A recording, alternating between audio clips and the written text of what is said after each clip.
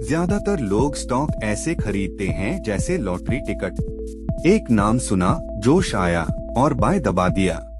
पता ही नहीं कंपनी क्या करती, कमाती या उधार लेती है।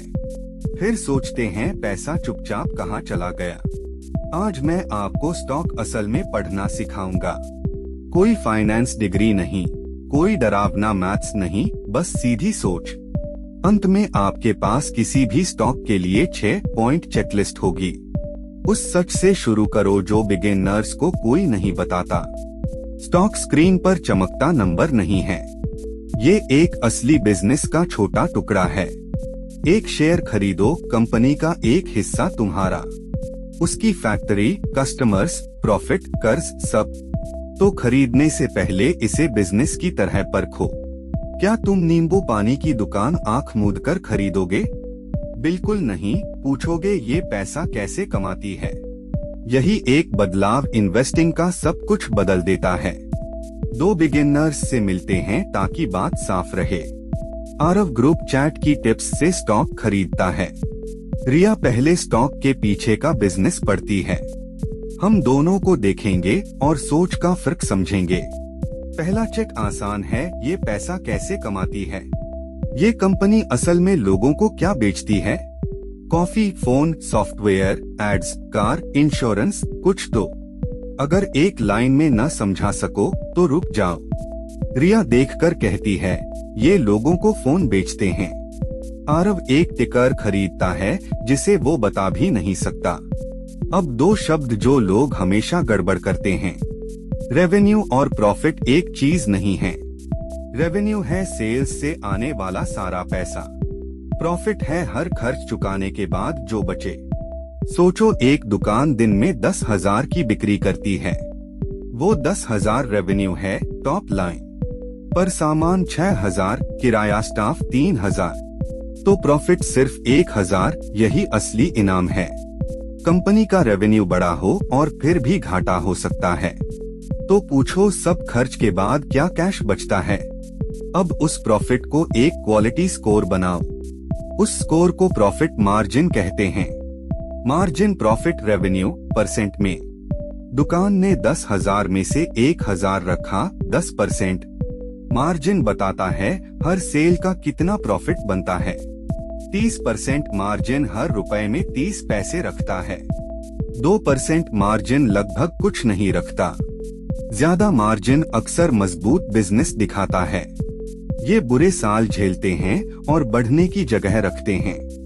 रिया वो कंपनियां चुनती है जो ज्यादा रखें। अब देखो कंपनी कितना उधार लेती है। ये है कर्ज, थोड़ा होना सामान्य है। बिजनेस बढ़ने के लिए उधार लेते हैं, पर बहुत कर्ज क्रेडिट कार्ड पर जीने जैसा है। एक बुरा महीना और सब चटकने लगता है। सोचो एक कंपनी साल में 10 लाख प्रॉफिट कमाती है। अगर 2 करोड़ कर्ज है वो बरसों सताएगा। अगर 15 लाख कर्ज है वो संभलने लायक है। एग्जैक्ट नंबर्स नहीं, बस स्केल का अंदाजा चाहिए। पूछो कर्ज कमाई के मुकाबले छोटा है।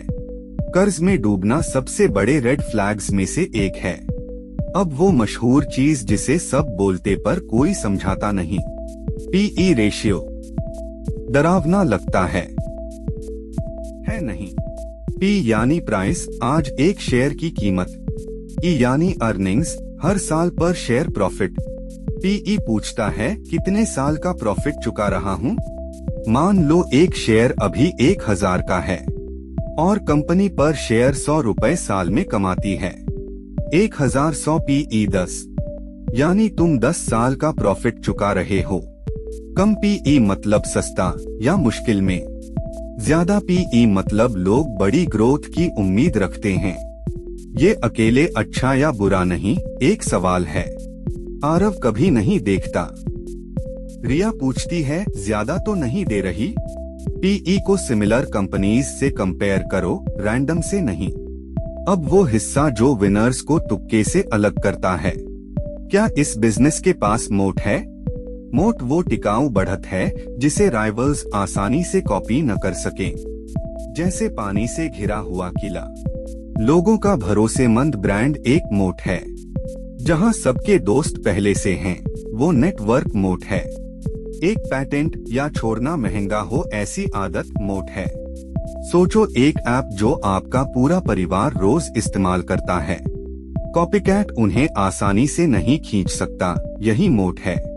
मोट बिना राइवल्स दाम गिराते और प्रॉफिट गायब। रिया पूछती है, इस मार्केट को चुराने से कौन रोकता है? अब देखो बिजनेस किस दिशा में जा रहा है। क्या कंपनी समय के साथ सच में बढ़ रही है? पिछले कुछ सालों का रेवेन्यू और प्रॉफिट देखो। धीरे धीरे स्टेडी बढ़ना एक लकी स्पाइक से बेहतर है। 1 करोड़, फिर 1.2, फिर 1.45 करोड़, ये ग्रोइंग है। 1 करोड़, फिर 90 लाख, फिर 70 सिकुड़ रहा।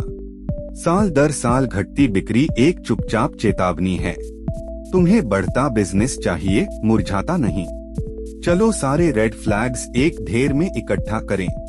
रेड फ्लैग 1, कंपनी का कोई प्रॉफिट ही नहीं। कुछ कंपनियां ग्रोथ के पीछे सालों कैश जलाती हैं। ये जुआ है, बिगिनर का शांत निवेश नहीं। रेड फ्लैग 2, कंपनी कर्ज में डूबी है। छोटे प्रॉफिट के आगे भारी लोन कमजोर है। रेड फ्लैग 3, सिर्फ हाइप, असली कमाई नहीं। जिस स्टॉक पर सब चिल्लाते पर कमाई शून्य। कहानी जोरदार पर बिजनेस खोखला। रेड फ्लैग 4, साल दर साल घटती बिक्री। मुरझाता बिजनेस शायद ही बढ़िया स्टॉक बने। रेड फ्लैग 5, इतना ऊंचा दाम जो परफेक्शन माने। जरा सी ठोकर और वो महंगा स्टॉक गिरता है। आरव यही पीछा करता है, भीड़ हाइप। रिया शोर सुनती है पर पहले नंबर्स जांचती है। चेकलिस्ट तय करने से पहले एक जरूरी सोच। अच्छी कंपनी हमेशा अच्छा स्टॉक नहीं होती। बढ़िया बिजनेस का भी दाम बहुत ऊंचा हो सकता है और बोरिंग बिजनेस सही दाम पर अच्छा कर सकता है। तुम बिजनेस और प्राइस दोनों को परख रहे हो। दोनों सही होने चाहिए, सिर्फ एक नहीं। अब वो आसान चेकलिस्ट जिसके लिए आए। किसी भी स्टॉक के लिए 6 सवाल। 1, क्या मैं समझता हूँ ये पैसा कैसे कमाती है? अगर आसानी से न समझा सको मत खरीदो। 2, क्या ये सच में प्रॉफिटेबल है, सिर्फ रेवेन्यू नहीं? देखो सब खर्च के बाद असली कैश बचता है। 3, इसके मार्जिन्स और कर्ज हेल्थी हैं, डरावने नहीं। हर सेल पर ठीक प्रॉफिट, भारी कर्ज से बचो। 4, क्या इसके पास मोट है जो कॉपी न हो? कोई टिकाऊ बढ़त जो प्रॉफिट बचाए। 5, ये बढ़ रही है या धीरे सिकुड़ रही? तुम्हें लाइन ऊपर जाती चाहिए। 6, क्या मैं सही दाम दे रहा, सिर्फ हाइप नहीं? पीई को सिमिलर कंपनीज से देखो। किसी भी स्टॉक को इन 6 से जांचो, तुम आगे हो। हर विनर नहीं पकड़ोगे, कोई बात नहीं। लक्ष्य है पहले साफ डिजास्टर्स से बचना। मेहनत के पैसे से खोखला हाइप न खरीदना। वो असली बिजनेस रखना जिन्हें तुम समझते हो। आरव और रिया को आखिरी बार याद करो। आरव टिप्स क्लिक करता रहता है, जोश महसूस करता है। रिया चुपचाप पहले बिजनेस पढ़ती रहती है। 10 साल में शांत पढ़ाई लकी तुक्के को हराती है। इसलिए नहीं कि वो तेज है, क्योंकि वो जांचती है।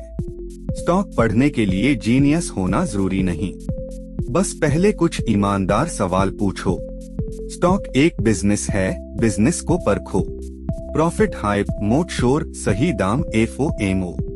ऐसा करो और इन्वेस्टिंग जुआ लगना बंद हो जाती है। अगर इससे पैसा थोड़ा और समझ आया तो यही वजह है ये चैनल मौजूद है। सब्सक्राइब करो और खरीदने से पहले पढ़ो।